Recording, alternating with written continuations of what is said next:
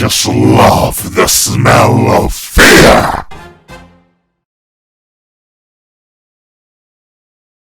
Thank you to our final patrons, Strawbones, Rebel4765, Midnight Gemlord, and Artgoon. Now, we're having this breakdown / discussion on how Tristan, the son of Elizabeth and Meliodas, has made Demon Mark great again. Please leave your own thoughts on whether or not Tristan's made Demon Mark great again in the comment section down below. Leave a like and subscribe if you haven't already. Also, make sure you hit that little notification bell to miss out on any videos that come to the channel. Also, I do a page down below in support for as low as $1 a month, get exclusive videos, early content, and more. Also, now become a member to the channel for as low as $3 a month to get the same perks and more. Now, let's hop into the discussion. What's up, guys? I'm the Pencil here, and yes, it's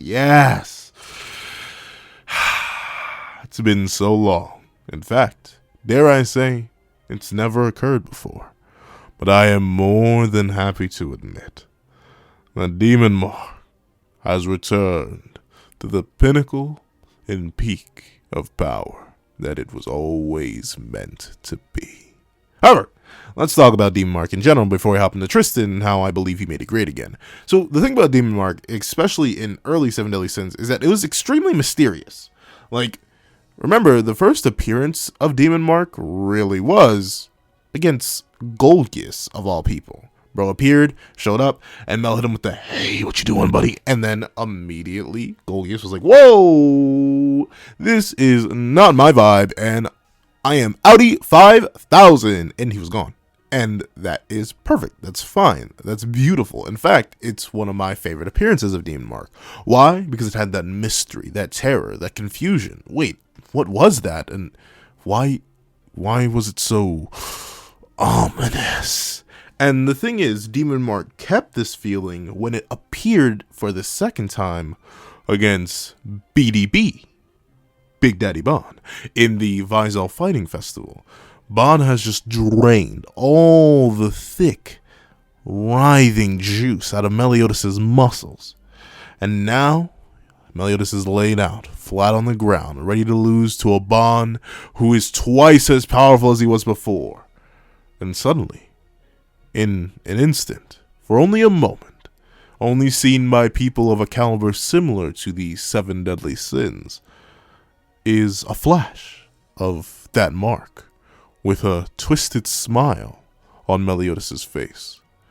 And in an instant, he takes this Bon that possesses a power of twice his own, and sends him flying, one-shotting him into a nearby mountain. What the heck happened? What is this mighty, strange, mysterious power that we see here? And Demon Mark was ever the more mystifying. And then we got a deeper exploration of it when the tournament was interrupted, to say the very least, and Meliodas was sealed away, and he frees himself coated in darkness. That mark that once took up his forehead has now taken up his entire body, half of his flesh coated in this dark matter. And once again, the darkness, the Demon Mark, was ever more interesting. What was it? How was it doing this? What did it do to our main character? And then it appears once again, for only a flash, against Gil Thunder. A beautiful moment where Meliodas, faced with either taking this attack head on or dodging it and let the kingdom go to ruin, what does he do? What does he activate? That mark. And for a moment, that dark power reveals itself once again. And then, pretty much after this point, I will admit, Demon Mark sort of falls off. It loses a lot of that mystery and different angles behind it. And I think the major fault of this comes from the 10 Commandments and their introduction. Mainly because a lot of the mystery and intrigue and really raw power behind Demon Mark sort of disappeared, because it was no longer a unique aspect of one character out of the entire narrative, 2 if you want to count Hendrickson being a hybrid, to sort of just becoming a standard, like every other demon has it. or at least every other high level demon. And we got 10 more of them bad boys, and they all had marks. And the thing is, Demon Mark went from a state that people went into if they needed that extra boost in power, if they needed that extra level of intimidation, to more so just an aesthetic thing. To the point where, for the most part, you very rarely see any of the 10 Commandments base forms, because they're always in Demon Mark. It sort of just becomes the new base. And thusly, all the mystery and intrigue and danger and power that was hidden behind this mark kind of just becomes the standard. It goes to show you when Demon Mark Meliodas, this powerhouse, this monstrous beast, this demon, sort of gets one shot by Galen, and then Galen gets one shot by base Meliodas, and then Demon Mark Meliodas proceeds to get bullied. Well, not necessarily bullied. He does very, very well against Droll and Gloxinia, but then he proceeds to get jumped and slaughtered by a whole bunch of other Demon Mark users. And then Demon Mark gets very little use after that, and then goes really into assault mode, which I count as an entirely separate thing, considering not all demons can do it. And yeah, it just falls off. And then, of course, you have True Magic, which also just invalidates Demon Mark. And it sort of lost a lot of what made it interesting in the first place. Now, admittedly, am I saying don't introduce the 10 Commandments? No. Am I saying don't expand on demon lore? No. In fact, I do like Demon Mark for what it was and what it expanded into. However, certain aspects of it and its presentation are things that I miss from its earliest usage in the narrative. It's just something I wish that I could have seen more of, more proper usage of. Because going back to the Incredibles' perfect line, yeah, when everyone's super, no one will be. And thusly, when not everyone was super, not everyone had Demon Mark, it was still a demon exclusive ability, but you introduce 10 characters that have it and treat it like a base state, a lot of your mystery and intrigue and confusion just goes right out the window. And another thing about these demons treating it as their base state is that it takes away arguably the most interesting aspect of Demon Mark to me in its early presentation. It was very, malicious, different, dangerous, and you get that from as early as its introduction. Golgius ran because the Demon Mark terrified him. The Demon Mark, when admittedly triggered into a pseudo-berserk state, or just an outright berserk state, was still dangerous, it was threatening. Hellbrim was like, whoa there, buddy, this is a little, I don't know what you're doing here, dog, this is kind of crazy, you like a new generation on some new stuff, what is this? And obviously, even in the Kill Thunder usage, it still caused a change in Meliodas' character. It's that fear, it's that moment where you look at it and you're like, wait a minute, is that our main character? Hold on. Things have gotten different. This isn't the happy-go-lucky fighting man. This is the fighting man consumed by darkness. It reeks of darkness. And I think that was the most interesting on top of the mystery.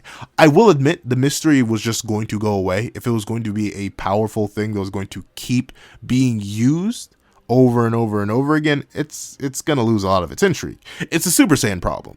And no matter what, even if Super Saiyan stayed a Goku exclusive transformation, if he kept spamming it, then no matter what, it was going to be, a little bit watered down in comparison to its earlier usages. However, something that you can keep from keeping a transformation watered down, a transformation like Demon Mark, is keeping those character changes, keeping that rage, keeping that fury, keeping that malicious energy behind the character's persona if they're going to use it more and more properly. And I think that's a big thing that the Demon Mark loses pretty much after Season 1, because Demon Mark sort of just gets reduced to a power-up. Nothing else, nothing less. Because that's really all Meliodas uses for. It doesn't necessarily change his personality. It doesn't change his goals, his inhibitions. It doesn't make him any more willing to do things that he wouldn't do in base. It's sort of like just a thing that he can do when he needs to. He always pulls it out that way, whether it's against Droll and Gloxinia, whether it's against Monspeet and Derriere, whether it's against the Demon King himself. It's just, oh yeah, I can do this. Boom, it's done. Versus, I don't want to do this, because it turns me into something I don't like being. But fine, I will. Boom. And that malice is something I miss. Simply put, I miss the rage that would come with Demon Mark, that terror. But here's where we get to the title of the video, where in spite of all that, in spite of Meliodas reducing the transformation down to nothing more than a simple power-up, despite the fact that the Ten Commandments roll around in their mark states all the time because it's essentially just their base form, it's an easier way to identify them as demons, despite the fact that all of it sort of just gets reduced to the Super Saiyan issue where it's just, yeah, we're here, we're doing stuff, we're getting it done in the best way we can, but that's about it. Nakaba, in an almost miraculous twist of fate, with our only character that should reasonably have something of a demon mark, takes all that mystery, all that fear, all that intrigue, all that character shifting, all that alternative, and then makes them present all over again, if not better than ever before, with the son of the strongest demon to ever exist, and the son of the strongest goddess to ever exist, Tristan Leonis. Demon Mark has been reborn through Tristan into a power that is ever dangerous, ever mighty, and ever terrifying as it was before, if not even more so. And let's talk about why. So one of the biggest things about Demon Mark that was presented in the early narrative of Seven Deadly Sins was its mystery. Because it kind of just popped up and disappeared. Like, it straight up appeared and left in such mysterious fashion. Of course, it's because we didn't know what Meliodas was at the time. And thusly, I didn't necessarily think we would be able to carry that narrative over to Tristan. Because, like, we know what Tristan is. Bro's demon goddess hybrid. Like, what's shock horror, I know what he is, considering I know his parents. Now, admittedly, this works dualistically for a fan of Seven Deadly Sins and a new reader for Four Nights of the Apocalypse. If you didn't read Seven Deadly Sins and have no context of it, you have no idea what Tristan is. And thusly, when Demon Mark appears, it just appears, and it's just as terrifying as it was in the original narrative. But the extra context you get from the original series makes you start to wonder and have mystery behind why Tristan isn't using it, right? Because if he is the son of Meliodas and Elizabeth, he should be at least half demon, so he should have some access to Demon Mark. So what's happening here? What's going on? Why is he not using it against opponents he should reasonably use it for? And why is it so off-putting to him? You can see how he reacts to it. You can see that he primarily uses his goddess powers despite being more demon than goddess. He has so many weird biases against the other side of his magic as soon as his introduction. So if you're a Seven Deadly Sins fan, you're sort of scratching your head like, why isn't he using it? Why not use a power that's proven to be quite useful before? Especially whenever he seems to struggle. Especially against, things like Melascula, things like Meligalon. Why hesitate? And when it appears for the first time in the narrative, if you are a new reader to Four Nights, you, having never seen this before, freak out because it's like, wait, what the heck? Tristan, he can do this? Because I love the way that Nakaba brings Demon Mark back for Tristan. Lancelot gets Melascula to get real big, and as Melascula is focused on Lance, just in the background, you see Tristan hovering there, his light wings slowly turning dark, and he just goes dead silent and dives straight through Melascula. It is such a violent contrast to base Tristan that you're like, whoa, what? Wait, what he can do? Wait, what? The questions blow through your mind, and the mystery of these powers is reignited for an original fan, and it started for a new fan, because an original fan is like, whoa, what? That was he can, okay, so he can do it, but he doesn't, and when he did, he got violent. Okay, I wonder why. Does he not have control over it? Meanwhile, a new fan is just like, strong dark man. That sounds wrong. But like, strong darkness person mark thing. What? That mystery is reborn. And the other aspect of Demon Mark's presentation that was lost after the first season is that fear. Except the fear is now recontextualized. Because in the original series, the fear was much more an external product of those around Meliodas. The reason Golgius ran away is because he was scared of that dark power. The reason King and Diane were so concerned is because they were scared of that dark power. The reason that Gilthunder was shocked when he was stopped is because of that dark power, that fear that came from that malignant aura that surrounded Meliodas was always external. But now the fear is not only external, where we see those who watch Tristan get consumed by this worry, this concern of the dark power that flows through the prince. Also, it's a fear that is internalized within Tristan himself. He is scared to use that dark power. So Nakaba doesn't just restore the mystery of Demon Mark and its fear, he also evolves it.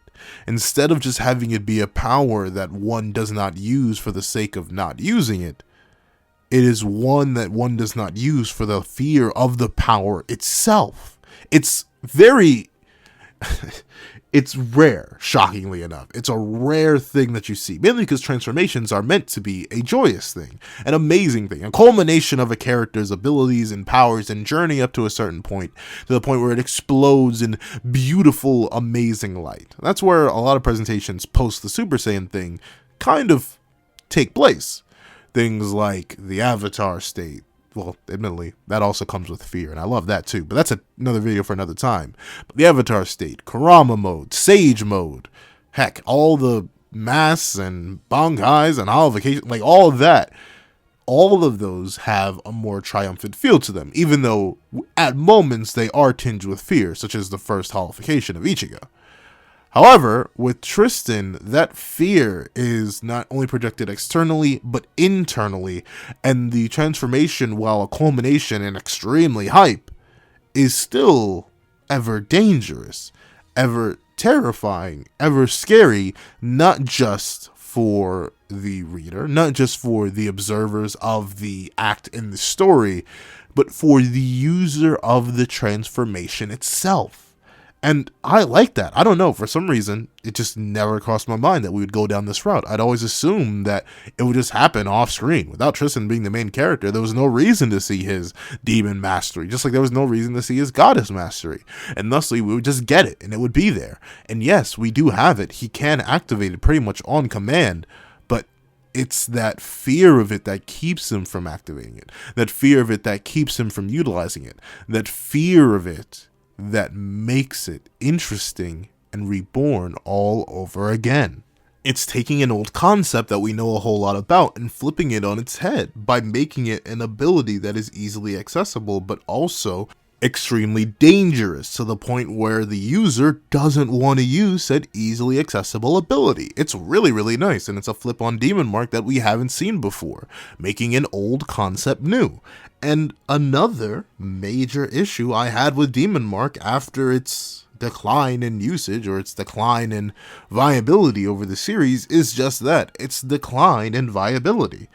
After Meliodas got assault modes and true magic forms and everybody had a Demon Mark, the power of it sort of just got left to the wayside.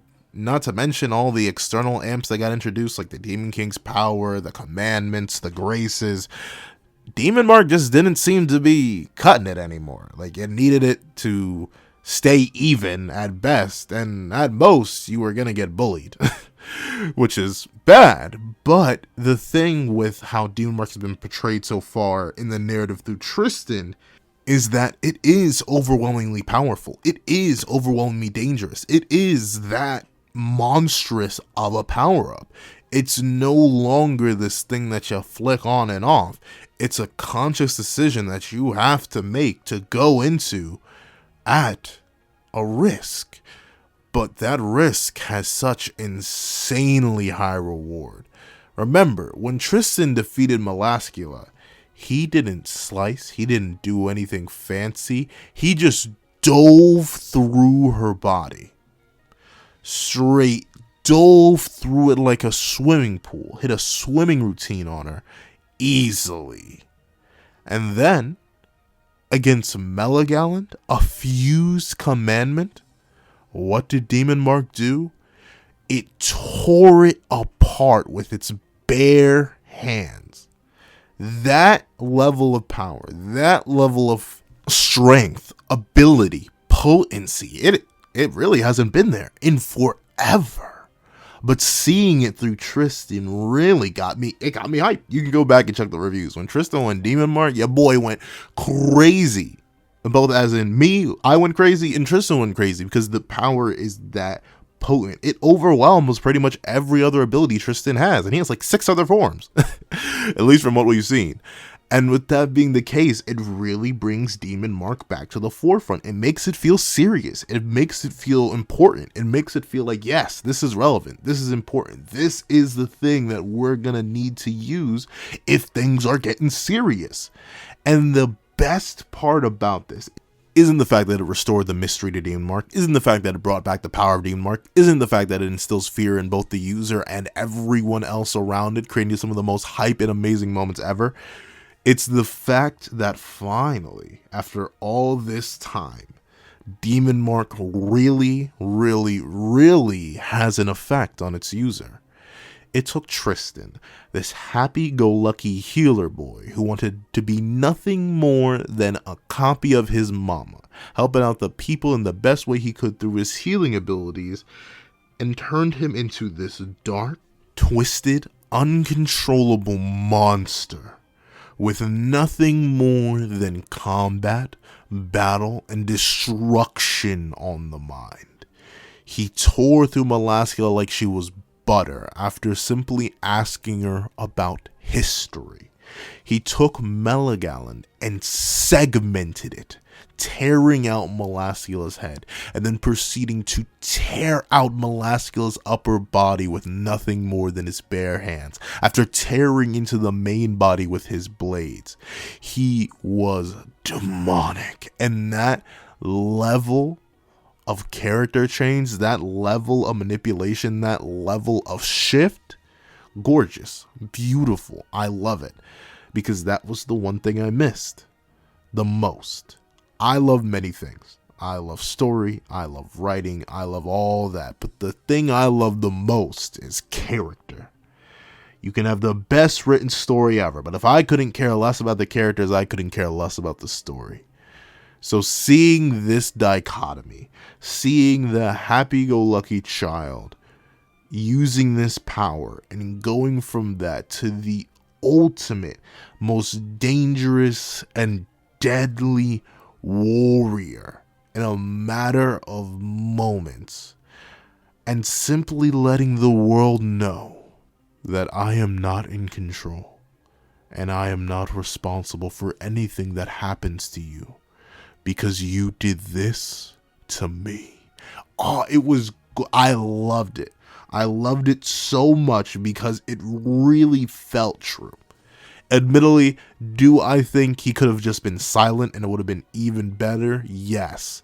But I think the fact that you can tell, not just by his words, but by his actions, by the usage of his bare hands, the lack of a smile on his face, this simple, pure, clean, devastating execution of his enemies, the desperation and focus in him, all of that is wonderful. All of that is amazing, and all of that has made Demon Mark something to be excited for. For the longest time, I did want to see Tristan and Demon Mark, but now I'm fiending for it. I want to see the next opponent that pushes him to this. I want to see the next opponent that snaps him. I want to see the next person to bring out that monster, and I want to see Tristan wrangle it in. I want to see him control it. This resurrection of Demon Mark has created a pathway heretofore unseen, because I would never ever think, until I had seen it with my own eyes, that we would get a story where we see a young demon learning to control his powers, learning to get an understanding, learning to limit himself, while at the same time expressing power beyond his limits. That beautiful dichotomy, that way, is the perfect contrast to all the demons in Seven Deadly Sins. Because every single demon we saw in Seven Deadly Sins was at least 3,000 years old chronologically. And biologically, they had lived past their early years. They had mastered that power. They had grown in an environment that fostered control and level-headedness and understanding, to the point where the state of Demon Mark became nothing more than an accessory and a base necessity. But now, in this new world, with a demon no more than 16 years of age, with no training due to a fear of the power that he is going to need to use, we are left in this beautiful new world, where Demon Mark is made not just great again, but better than it ever was before. Because it is a power-up that exists and is readily available to our cast of protagonists. But it is a power that is ever dangerous, ever harmful, and ever self-destructing. Meaning we're going to watch Tristan, the Prince of Leonis, walk a fine line between the monster that he is within and the man that he is outside. And honestly, if you were to ask me, there is no more interesting a story than a story like that. However, that's what I think. Please tell me what you guys think about the new Demon Mark in the comment section down below. Thank you guys so much for watching. Please remember to like, share, comment, and subscribe. Make sure the little notification bells to miss out on any videos that come to the channel. Also, I do a Patreon down below and support Frizzle as $1 $1 a month. You get things like exclusive videos, early content, and more. Also, you now become a member of the channel for as low as $3 a month to get the same perks and more. Now, thank you guys so much for watching once again, and I hope you guys have a wonderful day. This is That Guy with the Pencil, writing off.